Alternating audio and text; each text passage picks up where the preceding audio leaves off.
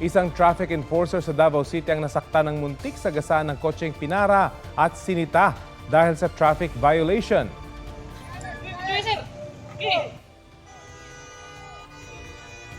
Sa halip na huminto, umabante pa ang kotse kahit nakaharang na ang enforcer.